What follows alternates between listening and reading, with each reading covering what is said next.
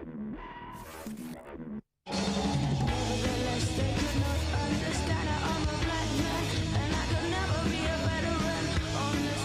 to you by Pfizer.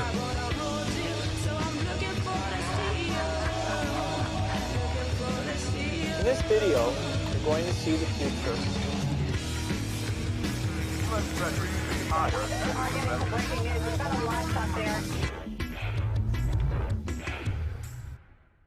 Hello there, you Awakening Wonders. Thanks for joining me today for Stay Free with Russell Brand. It's a very special episode because Ron DeSantis, governor of Florida and presidential candidate, is joining us. We're going to talk to Ron for 15 minutes on YouTube if you're watching us there. Then we'll be exclusively on Rumble to talk about Trump, CBDCs, war in Ukraine, anti-riot stroke anti-protest laws and what that distinction means. In our item, Here's the News, we're going to be talking about Biden's temper. Is he a toddler or is he a lethal lunatic? Let us know in the comments where you stand on that particular issue. And is even this new revelation that Biden behaves extraordinarily in public, this is an allegation, it's not been proven, is that potentially PR to make him sound a little more edgy, a little more priapic than he otherwise may, and a little less docile? But now, the reason that you've joined us, I'm sure, is because we have the great privilege of welcoming the governor of Florida and Republican presidential candidate for 2024, Ron DeSantis. And I've got a copy of The Courage to Be Free, Ron DeSantis' book, in my hand now to endorse it by proximity and contact. Ron, thank you so much for joining us on Stay Free with Russell Brand. Well, thanks for having me, and thanks for plugging the book. Not everyone does that. I didn't even ask you to do it, so appreciate it. We're very professional here, and we're very grateful to have you on the show. Thanks for joining us. Thanks for supporting and endorsing Rumble, which, of course, has its home in the state that you are the governor of. Ron, when I was in Florida recently, I was struck by the amount of pride that Floridians have in their state. You appear to be universally endorsed by the population of Florida. I did stand-up comedy there. A lot of my stand-up was talking about measures taken in the pandemic where I live in the UK, and the broad and, I would say, spookily ubiquitous response to the pandemic in most places in the world, except, one might contest, in Florida. I'm sure that the sense of state pride that Floridians have is a source of great joy to you. I wonder how you came to the position of confidence in taking a stance that was antithetical to the stance taken elsewhere in America. Well, I'm glad you noticed that. I was born and raised in Florida, and while I've always loved the state, we didn't have the same type of pride growing up that, say, people in Texas have about Texas. And yet in the last few years, particularly since I've been governor, we've developed that pride. And I think a lot of it's rooted in the fact that we told people like FAUCI to take a hike during COVID. We were going to do it our way. We were going to be the free state of Florida. And obviously that meant people had a right to work, right to operate businesses. Kids needed to be in school. We fought back against mandates, both in terms of not letting local governments impose mask mandates, not letting government or business impose COVID vaccine mandates. So in every step of the way, we were really leading. And how did I come to it? I mean, part of it was I just looked at the data that was coming in. The whole premise of lockdown, both in the UK and in the United States, was in the idea that COVID would cause massive amounts of hospitalizations, and we wouldn't even have any more hospital beds left over for normal patients. We all got those models, all governors, all heads of state. And I'm looking at this in like March and April, and none of it was accurate. All the predictions were bogus. And so I said, listen, this is something that we're going to have to live with. Sweden is living with it, and they're doing much better than most of these other countries in Europe. Let's have people make their own decisions rather than forcing Fauciism on our state. And I think that the goal of Fauci was to have rolling lockdowns. So you'd lock down, then COVID would go down, then you could maybe open back up. But when the next wave started, you would have to lock down again. And I think they would have wanted to repeat that over and over again. Had Florida not stood in the way, I think they would have gotten away with it. But what happened was we said we're standing for freedom. We remember we had a COVID wave summer of 2020. Everyone was telling me you've got to lock down Florida. Fauci was saying it, the White House, the press, the left, all these people. And I said, no. I said, I'm going to stand. A lot of people said your political career is over. And, at the end of the day, so be it, right? A leader's got to do what he thinks is right. You got to stand up for your folks, protect their jobs instead of worrying about your own political hide. And so that's what we did. It made the state better, and that did. But I do think it had an impact around the country, because anytime the lockdowners wanted to do more restrictions, people could just point to Florida and say, well, wait a minute, Florida's not doing this. Why don't we have to do it? So we were glad to be able to take that stand. But here's the thing. You still have people today, Fauci and the like, they think that what they did was right.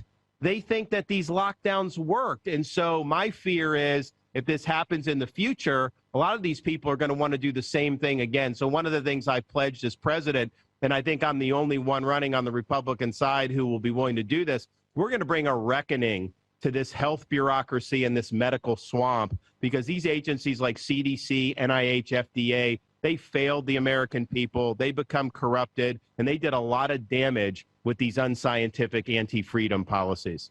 Well, that's pretty heartening to hear. In retrospect, your stance increasingly seems to have been the correct one. And that's interesting and exciting, in fact, to hear you talk about a reckoning. One thing that is evident from the position that you took as governor of Florida, the decentralization and the ability that you had to take that position, which must have felt like a huge risk, given that it was in opposition to the proposed mandating elsewhere, the sacking of key workers in New York City, the advocacy for shaming by CNN of people that were hesitant or reluctant to pursue certain medical propositions. It's a risk that has doubtlessly paid off, but also it helps us to identify the importance of decentralization. With this in mind, how do you feel that you would preside over the United States of America if you fundamentally believe in the rights of individual states to establish their own laws and govern in their own way? Well, there is way too much authority in Washington, D.C. and in the federal government right now. And a lot of that is, I'd say, illegitimate authority that has been accumulated over many, many decades. Some of that is because Congress has been neglectful, presidents have been neglectful. But you have a massive bureaucratic administrative state that exists almost outside of typical elections. They exert power over the populace, regardless of the outcome elections. None of these people are elected, and they purport to tell us what kind of energy we can use, what kind of car we can drive, even whether potentially you're allowed to have a gas stove. In Florida, we made gas stoves tax-free because we believe that you should have the ability to do all that. So part of the project, I think, is to take power out of Washington and send it back to the states, the localities, and individuals. That means we need a radical reduction of the federal bureaucracy. We're going to tell our cabinet secretaries that they have to reduce the number of employees that they have inside D.C. By 50%. And that's going to probably be the biggest reduction in power in Washington in modern American history. But we cannot go down the road of letting more and more power consolidate in Washington, D.C. Part of the reason is the founders never wanted to have consolidated power like that because they understood that's a threat to freedom. You also have another problem that the ruling class in D.C., they get almost every major issue wrong. And so these are the last people you would want to surrender judgment and freedom to. They're going to lead us down the road to ruin. So we've got a lot of work to do. But at the end of the day, part of the reason we've been successful in Florida is we fought back against the federal government. And for example, when the federal government tried to impose the COVID-19 vax mandates on the economy, you had one through the main economy, which we fought back and won. Then they did one on the medical personnel, nurses, who a lot of these nurses had COVID. They didn't want to take the vax. And so we called a special session of the legislature. We said, you don't have to do it in Florida. Federal government said, well, we're telling you, you have to. And we said, go pound sand. We're not going to cooperate. So the federal government fined us $2 million. But you know what? We saved the jobs of tens of thousands of people throughout our state. And so there's a lot you can do when you just stand up to these people. to do what's right. But there's no question that there's too much power in Washington, D.C. Presumably, this process of devolving power and breaking down centralized bureaucratic power in Washington, if undertaken in good faith, would mean in states like California and New York State, you would get different cultural and ideological inflections, certainly from based on our current reading from the type of cultural values that are espoused and somewhat represented and, in fact, embodied by you, Ron. And I wonder, if this process is undertaken in good faith, how will that affect the culture war, an issue that you've been most outspoken on, if you genuinely are devolving power in the manner that you have described? That's the first part of my question that I may offer you, because presumably California would have a whole different set of values, different policies on green issues, for example, different policies on homelessness, and on many of the topics loosely corralled under, let's say, wokeness and the anti-woke discourse that's been dominating political and culture more broadly for a while. And the second part of my question is, are you willing to approach and rebut centralized power in its corporate and private form in the same way that you would confront it in the state form? I'm talking, of course, of giant monopolies and duopolies in the areas of big tech and even energy and media. Because, of course, one of the arguments that is advanced that is for pro-state power is that it gives us the ability to confront corporate power, even if that isn't happening anywhere in American politics at the moment. Well, no, I mean, I think it's a great issue, but I actually think it's just the opposite. I think what you've seen is a collusion between big government and big business. I mean, just take big tech. A lot of the things that were being censored during COVID, for example, that wasn't just being done because Mark Zuckerberg thought that he wanted it censored. No, he was working with people like FAUCI. They were working with people inside of government to censor dissent on lockdowns, on mask mandates, on school closures, on vax mandates, all these things that, I mean, if you think about it, a free society has to have debates over important issues. What more important issue have we had in the last decade or two than whether society should be locked down? I mean, are you kidding me? And they didn't want to have that debate. So I actually think that, yes, obviously, when there's less power in Washington, individual states, though, they have certain powers to make different decisions. But I do think if we break up the relationship between big government and some of these big monopolies, particularly in the tech sphere, I think that's actually going to have universal benefit throughout the country, because there's going to be more ability to speak freely. You're not going to have Uncle Sam with its thumb on the scale. And let's just be clear about this. The federal government could not censor you and say you can't say something about, say, lockdowns. That would violate the First Amendment. Everybody knows that.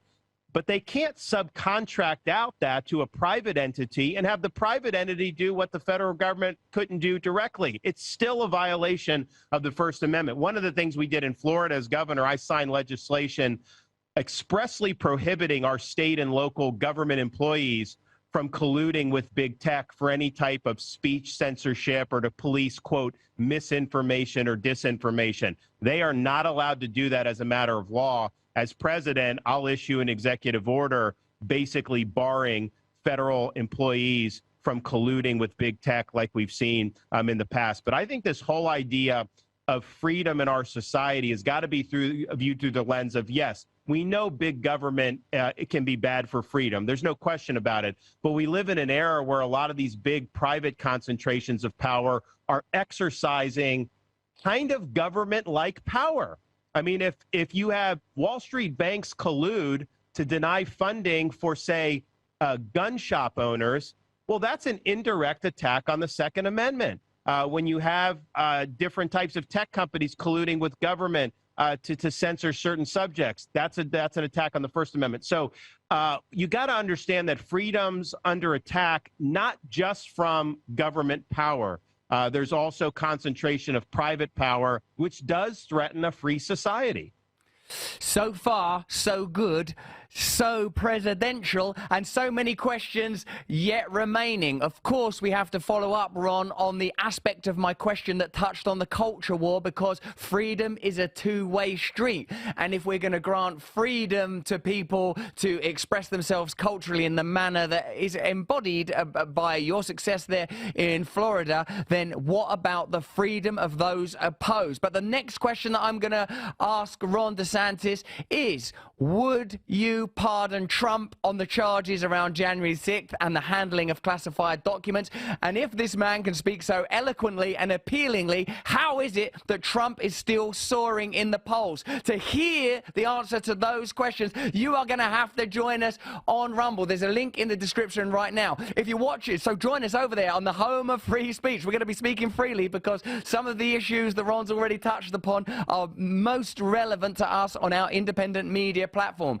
If you're watching us on Rumble, press the red button on your screen now and join our Locals community. You may be familiar with the former proprietor of Locals, our friend, our mutual friend, Dave Rubin, Floridian, gay man, friend of Ron DeSantis. Actually, before we get on to Trump, Ron, could I just say that are you willing to acknowledge and accept that the kind of freedom that you're talking about, and of course it's telling that the example you use is like, you know, gun shop owners, like, would you, as president, a president that's looking to decrease state power, recognize that in states that are conventionally more aligned with liberal values and even the kind of woke values that you have publicly condemned, would they have the right to pursue policies in those areas? Would they be granted the same freedom that you have demanded and exhibited in Florida were you the president of the United States? Sure. Well, actually, I don't even think it's a question of granting. I think our Constitution is set up. It was created by the states.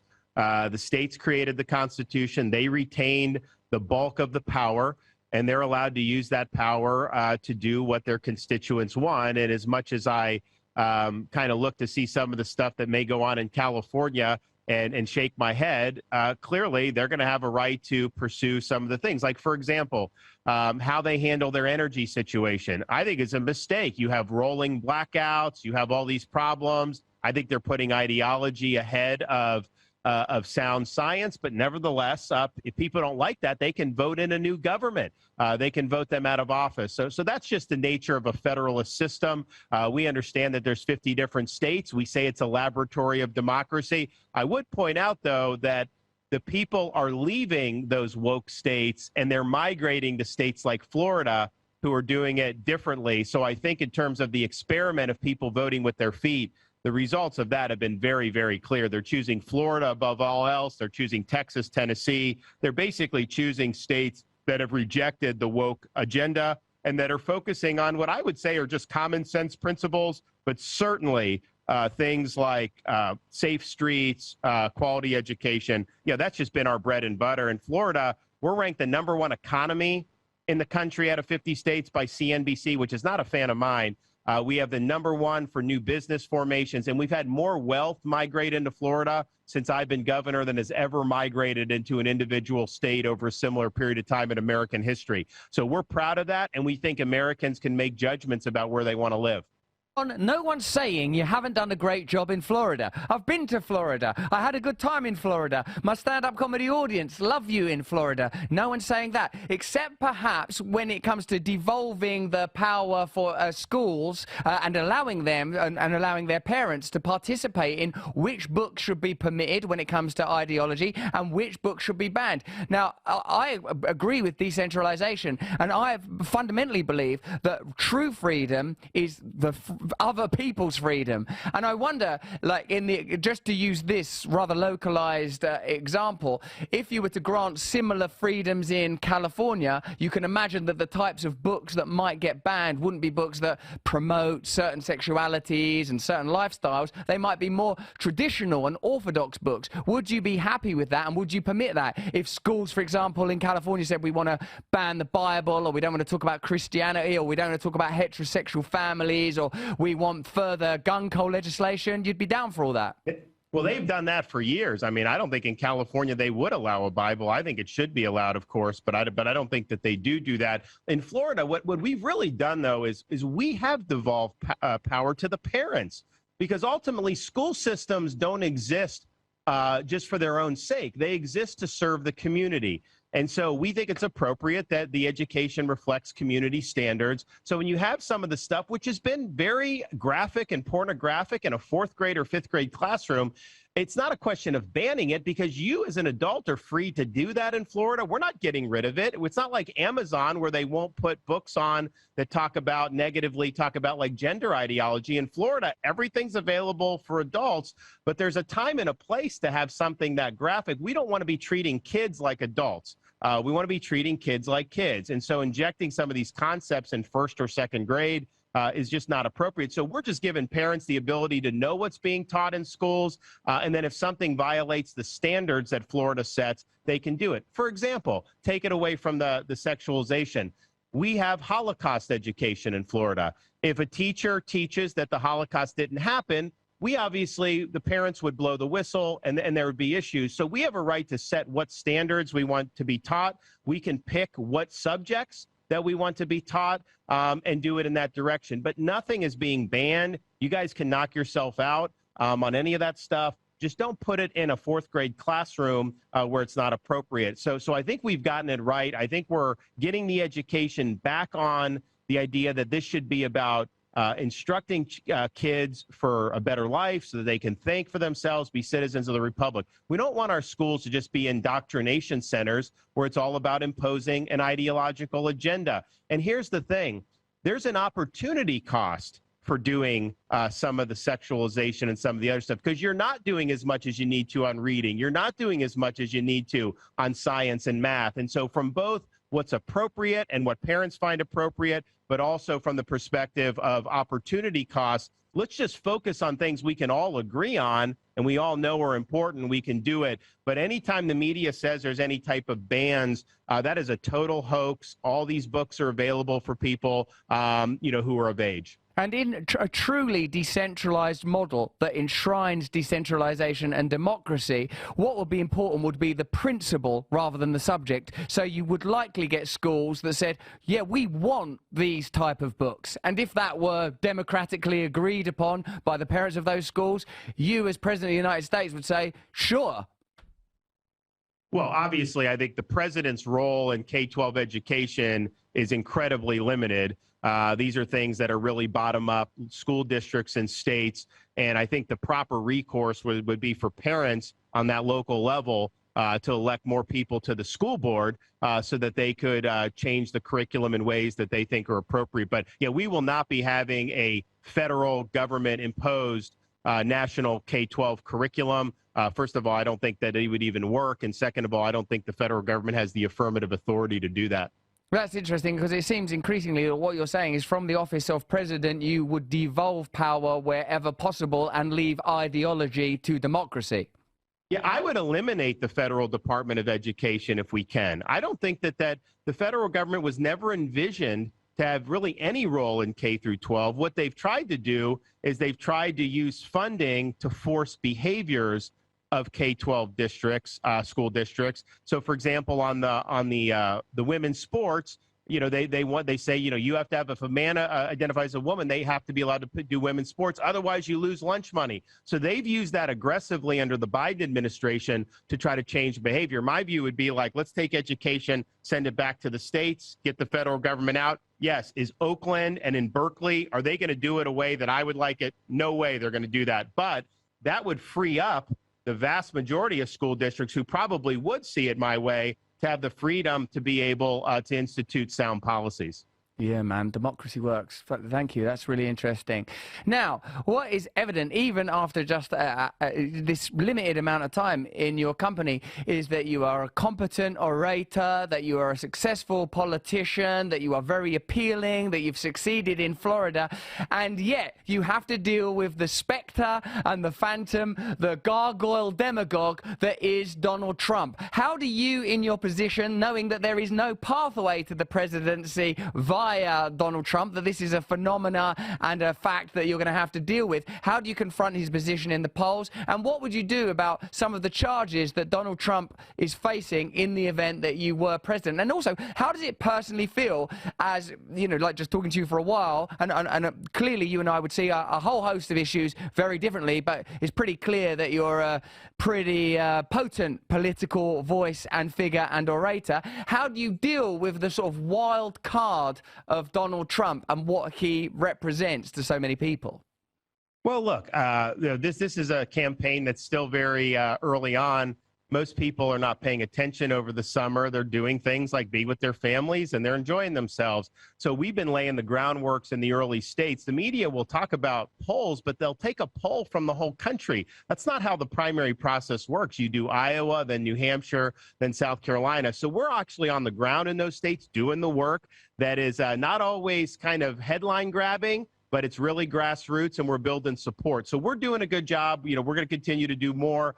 I think at the end of the day, looking forward, our voters, they want to win. And so we need to beat Biden. I will beat Biden. And then they want somebody that's actually going to be able to deliver on all the things that we care about. And you and I have talked about some of the issues. We also have the border. We also have a whole bunch of other things. And I have a record in Florida. When I tell you I'm going to do something, I do it. I'm not just out there doing idle promises. I know how many people run for office, they overpromise and underdeliver. Well, I think I'm one of the few where I made bold promises, no doubt, but I overdelivered on the promise. And part of the reason I do it is because I'm a former military officer, so I'm disciplined.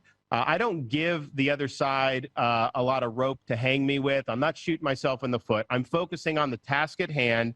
I'm focused, I'm disciplined, and it's all about accomplishing the mission.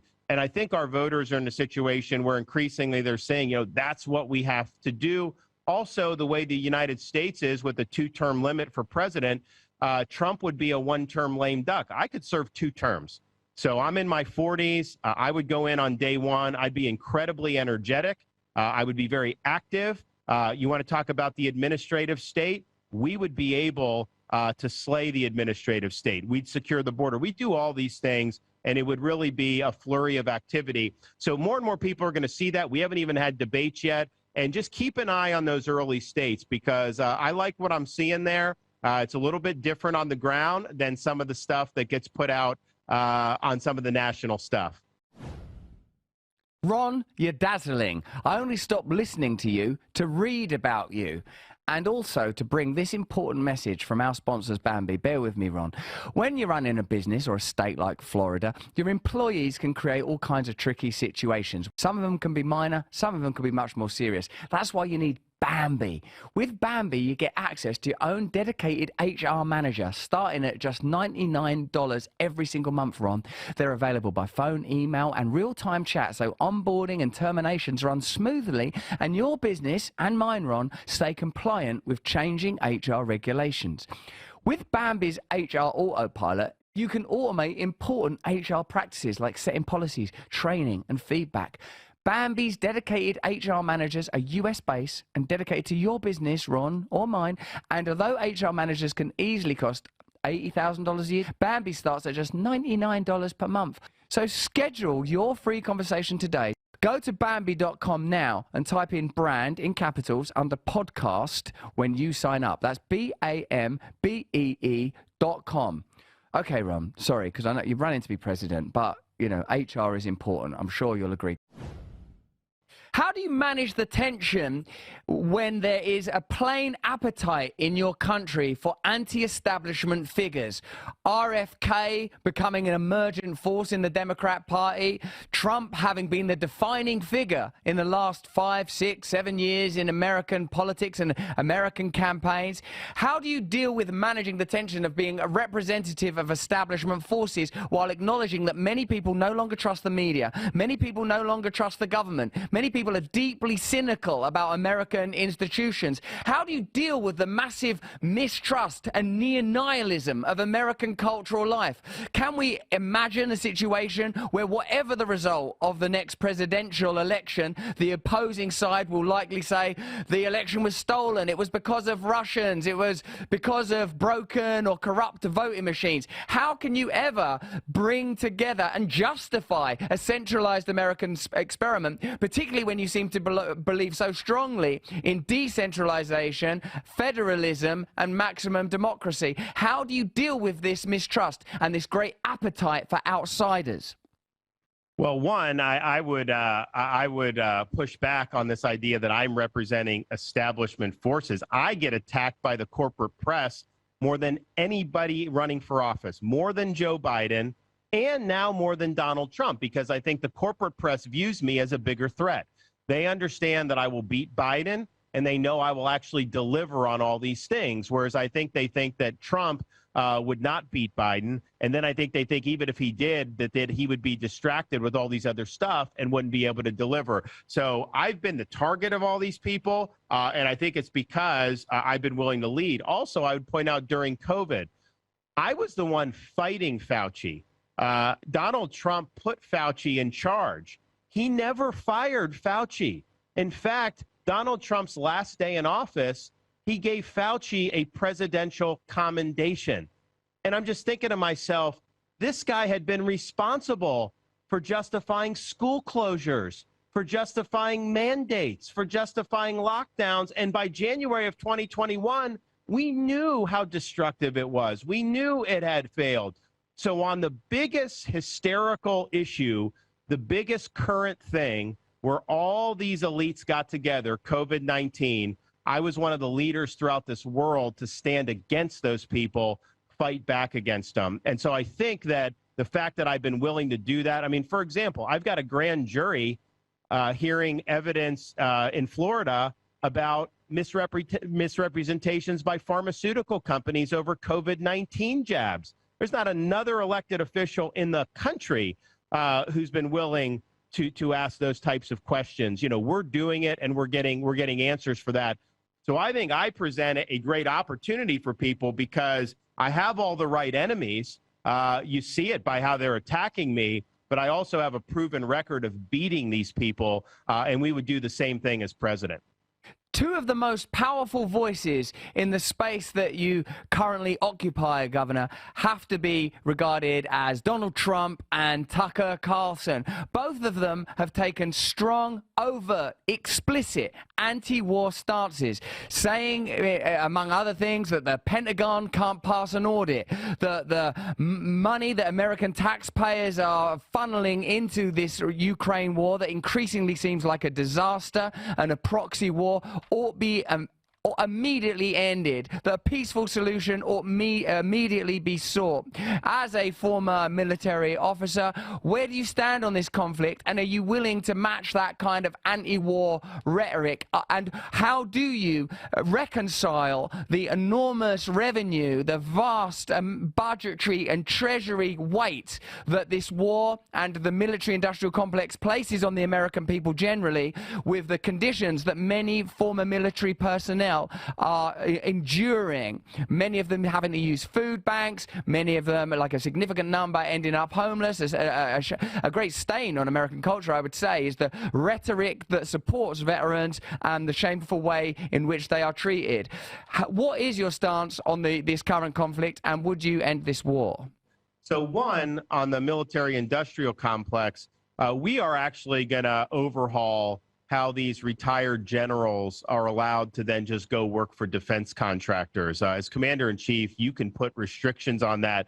You basically have a revolving door where people go from high military positions into just a handful of major defense contractors. We're also going to democratize the ability of people, because we obviously need to have a strong defense, but we don't want it to go to just a handful of companies. We used to have all these companies like during World War II, so we want to do that for sure, and we absolutely need an accounting to just do a blank check. That doesn't serve the American people. And when I was in Iraq, the thing that I noticed was, and this was 2007, So we were there fighting Al-Anbar province, Al-Qaeda in Iraq. I was attached to Navy SEAL Team 1, and the mission was very murky. Yeah, beat Al-Qaeda, but then create a democracy in the Middle East and Iraq. Well, we weren't able to do that.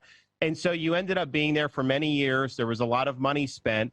There was no clear-cut victory. Same with Afghanistan. And I think what's happening in Ukraine is they're barreling towards a multi-year stalemate where a lot more people are going to die, where you're going to have a lot of treasure that's going to be spent for basically no change in outcome. And so what I've said is we need to focus on achieving a sustainable peace in Europe. We should not want to see this thing go on. We have pressing problems at home that we're neglecting, as you mentioned, our own veterans. We have an open border in the United States of America. We have American families that are losing children to fentanyl overdose by the tens of thousands because we haven't secured our own border. And yet what? We've sent how many hundreds of billions of dollars there? They're not sending that to us. Also, I do think we have threats in this world, such as the Chinese Communist Party, which you've seen as the amount of ammunition and the amount of weapons that have been sent to the Ukraine has actually dwindled our own stocks so that if we were potentially in a major conflict, we would not be able to likely to respond. Now, Donald Trump, had made different comments. The other day, he said he wanted to flood Zelensky with weapons. So I'm not exactly sure, where he is on that. But I think the goal needs to be no blank check and have a sustainable peace in Europe. It doesn't serve our interests to be involved in this thing infinitum. As you have identified as an outsider and an anti-establishment figure, what are your views on two men that have perhaps done more to reveal the deep corruption of the American experiment? Julian Assange, currently facing extradition to your country under the Espionage Act, and Edward Snowden, of course, currently in exile in Russia. Do you think these men should be pardoned? Do you think their status should be revised to that of heroes? Or would you similarly persecute those individuals in the way that they currently are? It's interesting because I think this was an issue that was raised when Donald Trump took office. And of course, we've seen a lot of abuse of power by the deep state during the Trump administration. I know there were a lot of people that were counseling him to pursue relief on these two individuals, and he didn't do it. And I think he said that there was reasons why he didn't do it. So I think when you're talking about using power under Article 2 for pardon, you really need to get all the information. You got to look at the files, and you got to see, okay, what is this all about? But I am definitely convinced that a lot of those agencies have abused their power over the years. I would not have probably said that as a young man, as a young military officer, because I was working with people in the intelligence and FBI in different capacities in my young professional life, and I found everyone to be very professional. I thought that these were very patriotic people, but I think what we've seen, particularly over the last 10 years, is we've seen exposed a lot of abuse of power. So there's a lot that needs to be done to rein all that in. And so I would say I go into this stuff with much more skepticism about government's rationale for things than I probably would have 15 or 20 years ago. Finally, Governor, your critics have noted that post-January the 6th, a repressive anti-riot bill was passed that previously had failed. And even in the video promoting the bill, there were images of the Capitol breach alongside images of the George Floyd Black Lives Matter protests. When we are talking about freedom of speech, freedom to protest, how do you reconcile that with the passing of this bill? Well, it doesn't infringe on anyone's ability to protest. That's protected. That's First Amendment speech. When that goes into violence, so for example, during the Floyd, we saw a lot of violent activity. And then the question is how do you deal with those folks? So we all agree you can protest, you can say whatever you want about me, about anybody else. If it does go into violence, how are those folks treated? And I think in a place like Portland, you'd have people riot. They'd be violent, they'd get arrested, they get slapped on the wrist, they'd go out and do it again, harassing police officers, doing things like that. That's not conducive to a healthy society. If you look at what happened with the BLM riots in Minneapolis, Minneapolis has still not recovered from that. It is something that's likely going to take many, many years to be able to do. And so I think we can all agree, yes, say what you want. It's a free country. Don't attack police officers. Don't throw Molotov cocktails. Don't do any of that. And I would note, as much as the corporate press has tried to demagogue our anti-riot bill, they've not actually found anybody who wasn't able to protest. There's massive protests that take place in Florida about different issues almost every other day. A lot of times there's messages that are done that I don't particularly agree with, but that's the way the world works. People are free to express their mind. But I do think if you let riots take over a city like they did during the BLM, that has huge, huge impact. And the thing about it was, with BLM, they were talking about racism, but a lot of the businesses that they were burning down were Black-owned businesses. And so you're ruining those people's lives. Why? That didn't do anything to solve any problems. And so we're very strong on that. I had the National Guard called out in Florida during BLM because I didn't want to see any of our cities burnt down, and nobody did. They did protest. That's fine. They protested in front of the governor's mansion, and they were saying a lot of nasty things. I have young kids that were there hearing it, and that's fine. But definitely we got to draw the line at violence. And so that bill struck the right balance. And in fact, it's been they have not been able to bring a successful challenge in the courts. Thank you, Ron. I appreciate you answering that question. That's an excellent answer. Now, Ron, I'm sure you're aware that our show is sponsored by Sheath Underwear. You know that already. You don't need me to tell you that, Ron. You've got bigger fish to fry. And surely we've noticed that it's summer and it's getting hot out there. And I don't know about you, Ron, but I'm getting pretty hot down there.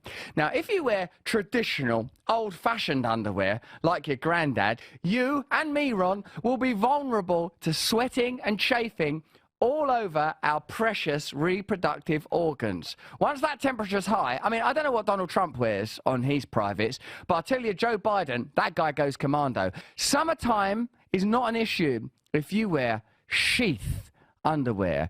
It's ergonomically designed with separate compartments to keep everything down under dry and cool. This bit's dry and that bit's cool. The quality is amazing. And with so many different designs, there's something for everyone's testicles and penis. So put an end to all that sweating and stop all those embarrassing readjustments. You can stop all of that with Sheath Underwear. Go to sheathunderwear.com/brand and use code BRAND for 20% off. The link is in the description below. Now, Ron, I won't bring up underpants again, I promise, as long as enough people use the link. Ron, thank you so much for joining us for this conversation. It seems to me that your country is in the midst of an ideological reckoning, much like the one that you pledged would take place in the agencies around health in your country in the event that you were to ascend to this position. What I find most heartening and interesting is your commitment to decentralization, your acceptance that free speech means the rights of the free speech of people that you oppose, the acknowledgement and recognition that different communities will want to live life differently. And it seems that decentralization and diversity, to me, live hand in hand. I wonder what you feel in particular about the protests around January the 6th. Do you think that they were insurrectionists as described? Do you consider them to be protesters? What do you think about the subsequent funding that the Capitol Police received and how the Democrat Party in particular has used these events to enact more power and to control media spaces? Well, I think it's ridiculous how much money that they pumped in for the Capitol Police. It was not an insurrection. These are people that were there to attend a rally, and then they were there to protest. Now, it devolved, and it devolved into a riot. But the idea that this was a plan to somehow overthrow the government of the United States is not true, and it's something that the media had spun up. Just to try to basically, get as much mileage out of it and use it for partisan and for political aims. And so I know there were a lot of people that were there who were just there. and they didn't have any designs on doing anything. And so we just have to be honest about it. If somebody is honestly doing an insurrection against the U.S. government, then prove that that's the case, and I'll be happy to accept it. But all you're showing me is that there were a lot of protesters there, and it ended up devolving, in ways that was unfortunate, of course. But to say that they were seditionists is just wrong. Who's your favorite tech billionaire? Is it Elon Musk? Is it Mark Zuckerberg? Do these figures have too much power? Well, they do have too much power, but obviously I would take Elon because he's done Twitter and he's actually opened it up.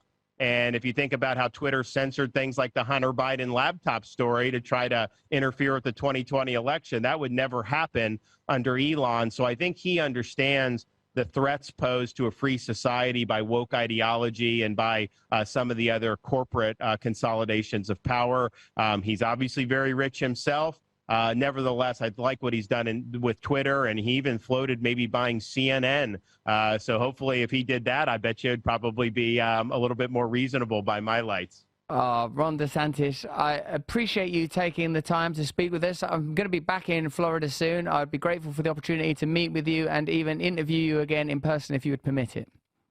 Let us know, man. It was great. I appreciate you asked really, really good questions, and I would not have gotten those questions with just kind of corporate journalists. So good. I think you're actually talking about things that people care about. Thank you, Ron DeSantis. Thank you for your time and for your eloquence. It's a great privilege to speak with you. Thank you so much. Okay. Thanks very much, mate.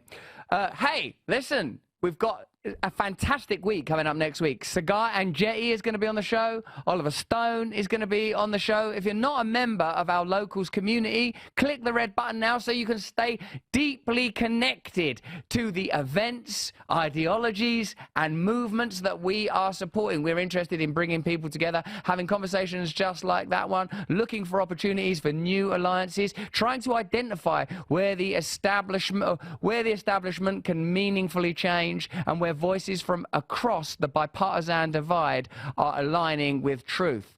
Let's have a look now at Joe Biden's temper.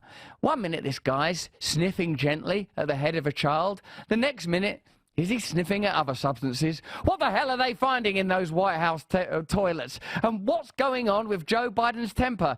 Is this man on the brink of a meltdown, or is this just another PR campaign to make him more electable and somehow more dynamic? Here's the news? No. Here's the effing news. Thank you for choosing FAUCI. No, here's the fucking news. Say what you like about Joe Biden, I know you will in the comments, but at least he's a lovely, cuddly, soppy old granddad, not a vicious, swearing old bastard. Actually, he is.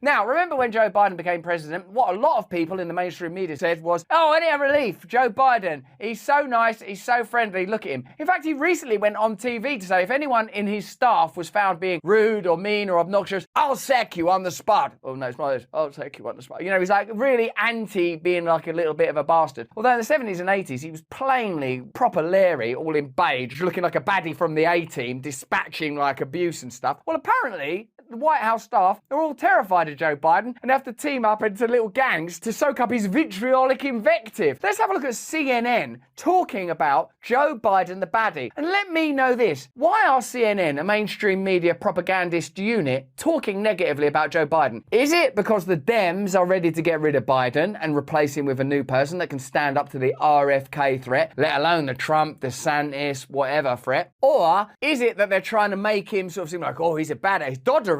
Doddering's the last thing Joe Biden is. A new report suggests that President Joe Biden is prone to yelling at White House aides behind closed doors and roping them in for angry interrogations. Citing multiple administration officials, the account of Biden's interaction with staff clashes with the media's frequent characterizations of the president as a jovial grandpa that adores soft-serve ice cream and aviator sunglasses. I love this guy. He likes ice cream and sunglasses. We're all scared of the old bastard. Also, that's not a good, image for a president, is it? And now, to lead the world's most powerful nation, this guy in sunglasses. This This is delicious. We're wondering whether or not to have a proxy war with Russia. Can I get strawberry?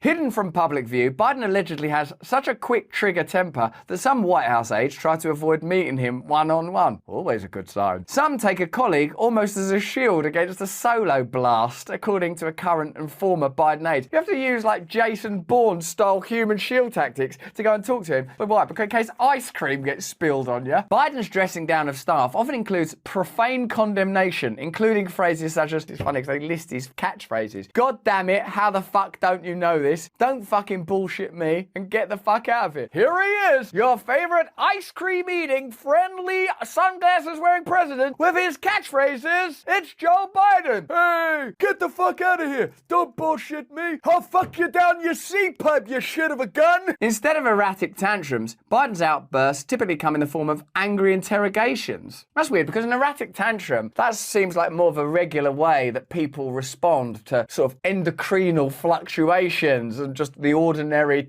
tempers and tempestuousness of life. But angry interrogations, that's like the Gestapo. That's the sort of thing that fascists do, where he presses both senior and lower level until it becomes clear to others in the room they don't know the answers to a question. I should be okay. I'm quite a senior member of the staff. I should be okay. I've only worked here a couple of days. Both you bastard sons of shit bitches are in the firing line. Now get me some shit fuck ice cream, you pig dick. I don't know where I'm gonna get shit fuck flavor.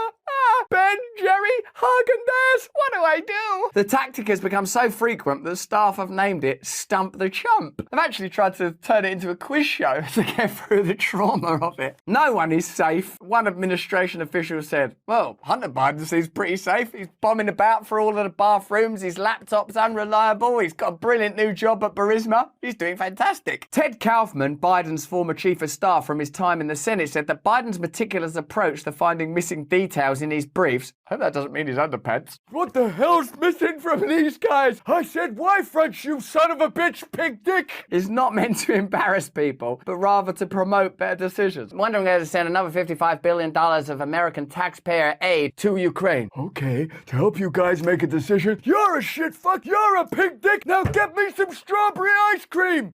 I think we should send it. Is the correct answer. What kind of crazy quiz show is this? Most people who have worked for him like the fact that he challenges them and gets them to a better decision. I love it here. When he calls me a shit fuck pig dick, it's the best day of my life. What's going on in that White House? I love working here. When I arrived, my name was just Alex. Now I'm called pig shit fuck dick. I love having a nickname. We're one big happy family. And the people that are actually in the family earn a fortune. Aides that spoke for the report attempted to put a positive spin on the complicated portrayal of Biden as a leader. It's not complicated, it sounds like a right bastard. Noting that being yelled at by the president has become somewhat of an initiation ceremony for White House newbies. It's not like a holy communion. And now to welcome you to the White House. Come in. What's your name?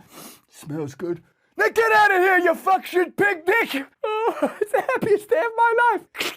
There's your ice cream. Now fuck off. If Biden doesn't yell at you, it could be a sign he doesn't respect you, the report proposes. What kind of crazy social dynamics going on in this administration where being yelled at is a sign of respect? It doesn't make sense as a way to run a country. Other aides claim that Biden's tendency to yell and incite is indicative of his high expectations. This is propaganda, and it's to make him out like, oh, he's one of the best, this guy. Like sort of when people say about Steve Jobs washing his feet in the toilet and think, well, he must be a genius. He invented the iPhone. Well, he didn't actually invent it. He marketed it. But he washed his feet in the toilet. I can wash my feet in the toilet, you shit fuck. What's that on the back of the toilet? Give me another minute. Sometimes administration officials who are used to the overly descriptive speaking of elite schools. Now, you may have learned a lot of fancy words at Harvard, like democracy and respect. But here, you're going to learn words like shit, fuck, and pig dick. Now, give me some ice cream, you shit fuck pig dick. I've never felt more respected. Sometimes administration officials who are used to the overly descriptive speaking of elite schools struggle to begin speaking Biden. I was trying to get him like he's some sort of blue-collar street guy. He's not a blue-collar street guy. He's a career politician. The special skill requires aides to ditch their wonky language. Sir, we are deeply concerned that the counteroffensive against Russia is going badly. Listen, Poindexter, speak to me in a language that I understand. That's a motherfucking cluster bombs over there, quick smart, bitch! And speak as if they were talking to a close family member outside the DC bureaucratic bubble. It can take years years to learn to navigate his moodiness. Fucking hell, how long have you got? He's been alive for 100,000 years. And anticipate what information he's going to ask for in a briefing. Sir, we're here to talk to you about economic decline, the decay of American cities, and the militarization of the police force. Oh, you think so, do you, Poindexter? You think so, do you, Pig Dick? Speaking with Axios, former Biden campaign and Senate aide Jeff Connaughton said Biden hides his sharper edge to promote his folksy Uncle Joe image, which is why when flashes of anger break through, it seems so out of public character. Behind closed doors, he's prone to yelling. It's much saltier language, and he'll really angrily grill into his staff to the point that some staffers are actually a bit afraid to meet alone with the president. Really? And sometimes they'll bring in an extra person or two in order so that the firing line is a little bit distributed among several different staffers. So we even talked to staff that went back to the early 2000s. And the fact is that this is a guy that has been professionally staffed for more than half of his life. It's a bit like when Joe Rogan talks about movie stars and the conduct of, say, Will Smith. I don't know if you've seen Joe Rogan talk about that stuff. Let me know in the comments. He was getting away with it as if he was living in a fictional movie. If you have a leadership class that are totally detached from reality, that don't have memories of growing up in normal communities, except for all them weird corn pop stories, who have had staff their whole life, who don't know what it's like to be short of money, that don't know what it's like to suffer, to face serious... I know Joe Biden's had some serious stuff go down. He's lost children. He's had heavy stuff happen. But evidently, this report shows that we have an elite establishment that are detached from our values and the way that we understand reality. I've had money and I've not had money, so I'm not claiming that I'm free from comparable dilemmas. But I'm saying this person is in charge of the country, and a big part of his appeal was supposed to be this is a return to business as usual. Good old-fashioned American values, as exemplified by good old friendly Uncle Joe. He's really, really tough on staff, and he already had that, as he calls, get his Irish up. He already had that Irish temper. We'll blame the whole of Ireland for this. Really lay into people, and in some cases, make them feel humiliated, make them feel embarrassed, and really feel like, and truly be cussed out. It's sort of quite astonishing the way that someone can be framed as an exemplifier of traditional values, of compassion and conviviality, who just gave a speech about if you ever are rude to staff. It's astonishing, isn't it? Let me know in the comments. I'm not joking when I say this. If you're ever working with me and I hear you treat another colleague with disrespect, talk down to someone, I promise you I will fire you on the spot. That actually is in itself quite menacing. I can believe that he's quite rude when he says that, because he's not going, look, guys, as a team, can we be sort of polite to one another? Because, we're meant to be running the whole country, so we've got to, in a way, demonstrate the values that we're claiming we want to define America. He doesn't say that, does he? He's gone all a bit corn pop about it. If I hear you say anything, I will sack you on the spot, so as I will, and then I'll give you the job back because I forgot I sacked you. Then I'll sack you again. Then I'll see you the next day and forgot that I sacked you. So help me God, Corn Pops. And Corn Pop was a bad dude. No ifs, ands, or buts. Everybody is entitled to be treated with decency and dignity. That's been missing in a big way the last 4 years. I suppose this is where the story becomes serious. Many of the people that voted for Joe Biden, living or dead, I'm joking, voted for him because he was presented as a contrast to Trump. Trump, a renegade, a radical, a person around whom there are accusations and allegations. This is traditional morality. The grown-ups, the adults are in the room, the serious career politicians, rather than the sort of radical billionaire outsider. But if indeed Joe Biden is behaving as these stories suggest, then he doesn't even have that point of difference. The defining point of difference becomes irrelevant. Doesn't that further demonstrate that it's the systems themselves that need to change, that all individuals are flawed, you, me, we're all flawed. No one can make a claim of superiority, let alone supremacy. And the truth is that what we've got as the President of the United States is a rude, crotchety, potentially senile, relatively inept, possibly corrupt man. And that clip you just showed about, the standard he was setting for his White House, I can tell you some